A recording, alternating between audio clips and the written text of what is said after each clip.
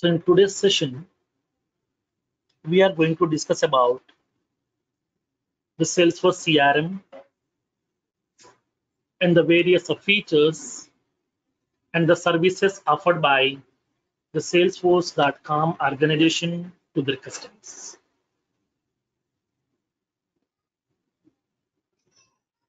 Now, so first of all, we have to understand what exactly the CRM and what is the use.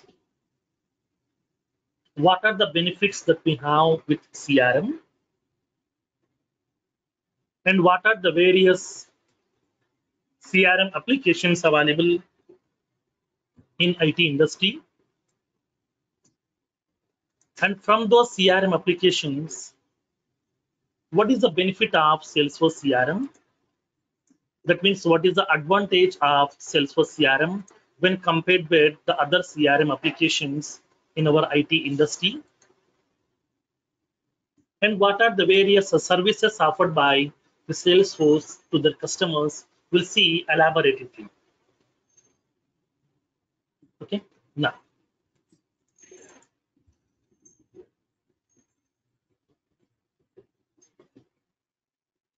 So as part of our demo session, we have discussed Salesforce is providing the various cloud services to their customers. Salesforce is providing the various cloud services to their customers. Now, like the Salesforce.com is an organization. Salesforce.com is an organization which has been started in 1990s by a person called as Mark Benioff. Mark Benioff. Salesforce.com is an organization which has been started in 1990s by a person called as Mark Benioff. So he is the CEO of the organization and he is the founder of this organization. Okay, he is the CEO and founder of this organization. So now initially he is one of the executive member in the Oracle Corporation. Okay, he is one of the executive member in the Oracle Corporation. That means he is an ex-employee of Oracle Corporation. He has rendered his services for the Oracle Corporation for a long time. That means so many years he has worked in that Oracle Corporation as an executive member. And then during his tenure in Oracle Corporation, he has identified the various products developed by the Oracle Corporation people and the customers who are utilizing the Oracle products and the problems the customers are facing with the Oracle products. He has identified all this information. During his long tenure in Oracle Corporation, he is interacting with the various customers and he is collecting the feedback about their products. So he is collecting the information about the products. He is collecting the information about the customers who are utilizing the products and the feedback on the products. And he is collecting what are the various problems the customers are facing with Oracle products. So he is keep on in touch with the customers and he is collecting the feedback also. And then during the time, so many customers has raised the problem that they're facing so many difficulties during upgradation. During the upgradation, the customers are facing so many difficulties. So what do you mean by upgradation problem? Upgradation problem in the sense, keep on, we need to update that software with the latest versions. Keep on, we need to update that software with the latest version of that license. Like for example, assume that I'm using this MS Office, okay, 2010 version into my local system. Suppose since almost 2 years, I'm using this MS Office version 2010 software into my local system. And then I'm using this MS Office version and I'm preparing so many documentations, presentations. It is working very fine. There is no issue. Suppose if recently Microsoft has introduced the latest version of this MS Office, like as suppose for example, some MS Office 2014, which is having some latest features. Then I want to get those latest features. I want to get those latest features. Then how can we get those latest features? We have to buy the license of this MS Office 2014 version. We have to install into our local system. That means buy the license of this latest version of MS Office, that is MS Office 2014, and then update into your local system. Keep on, we need to update. This process is called as upgradation. Keep on, whenever we got a newer version of that software into the market, then we have to buy the license of that software and we have to upgrade that software into a local system to enjoy the benefits of latest features.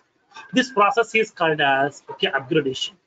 So now, during his tenure in RKL Corporation, so many customers has raised the complaint, so many customers has given that negative feedback that RKL products are very, very costly. So every year RKL is introducing the latest version of the product. So to update that version, to get that latest version, that we investing the huge amount. But sometimes if few customers business may be in growing stage, if my business is in keep on in growing stage, then I can do the investment, I can purchase the latest version of that license and I can able to upgrade into my organization. That is fine. Suppose if my business is not in growing stage, so at that time, how can we do the investment? That will be very, very difficult. So always customers are expecting the latest features, but I'm unable to upgrade because I'm unable to buy the latest version of that license. So this is the major problem the customers are facing, from the RKL products.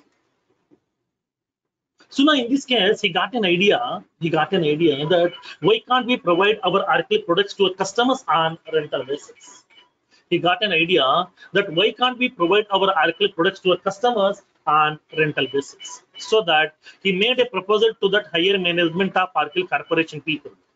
He made a proposal to the higher management of the RKL Corporation people that few of our customers are facing the problem during the upgradation. They're unable to do that much of investment to buy the latest version of the license. So now please, why can't we provide our products to the customers on rental basis?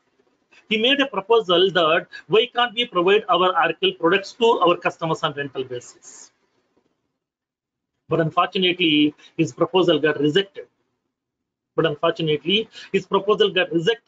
So the RKL Corporation people are not ready. They are not ready to provide the products to the customers on rental basis. So now in this case, he got an idea. Why can't we start my own company? Why can't we start my own company? Why? Because in our IT industry, as of now, we don't have any rental concept. If the people want to utilize any software or a platform or an infrastructure, then we have to buy the license first. We have to do the huge investment. So at that time, if it is a big organization, they can do the investment. If it is a small organization or a startup organization or a mid-sized organization, they can't do that much of investment in order to buy the expensive license of those software. So that here, so he got an idea, why can't we start my own company, by my name, so that we can offer that IT services to our customers on rental basis. If I'm offering the products to services to my customers on rental basis, so many people will start utilizing that, so that we can make our business grow, we can generate more revenue also. So for that one, he got resigned to that RKL Corporation, and then he has started his own company in 1990s with the name Salesforce.com. This is the background story behind Salesforce. So now Mark Benioff is one of the executive member in the RKL Corporation. Before starting this Salesforce.com organization, he was an executive member in the RKL Corporation, and then during his tenure in RKL Corporation, he has identified the various problems the customers are facing with RKL products. So he got an idea, why can't we provide the products to the customers on rental basis, so that rental amount is very, very small, so that there is a chance to provide these services to more number of customers, so more number of people will utilize our services, so we can increase our sales, so we can generate more revenue, we can make our business grow as well. For that one, he got resigned to that RKL Corporation. He came out from that organization and he has started his own company with the name Salesforce.com in 1990s. So while starting this organization, he is having only 2 employees. He has started this company with only 2 employees. With the 2 employees, he has started that company.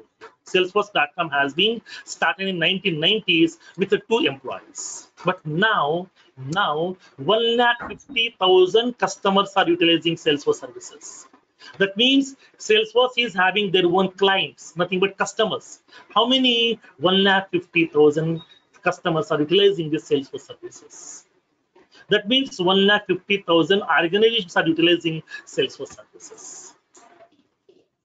Now, so now in this case, he has started this organization in 1990s. So from the beginning, okay, from the beginning of this organization, they're purely concentrating on-demand services. On-demand services. That means purely they're offering the cloud services.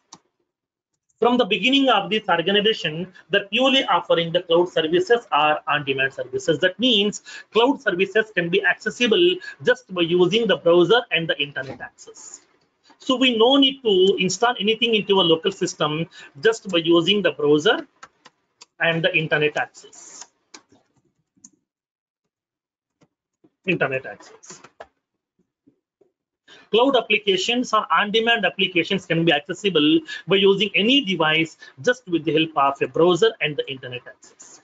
By using the browser and the internet access, we can access this cloud application. So that here, Salesforce.com is purely offering the cloud services to their customers. There is no concept of on-premise in Salesforce. We no need to install anything into a local system. We no need to maintain any prerequisite softwares. We no need to maintain any prerequisite hardwares inside our local system. Just we need a browser and the internet access. By using this browser and the internet access, we can access this cloud services and the cloud applications offered by Salesforce. So from the beginning of this organization, they're purely offering the cloud services. There is no concept of on-premise. That means nothing to be get installed into your local system. Everything we can able to accessible just by using the browser and the internet access. That facility is available as part of Salesforce.com. Now, so in this case, what kind of services Salesforce is offering to their customers?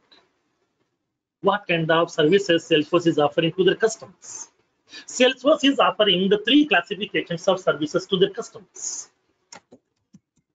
Salesforce offers 3 classifications of services.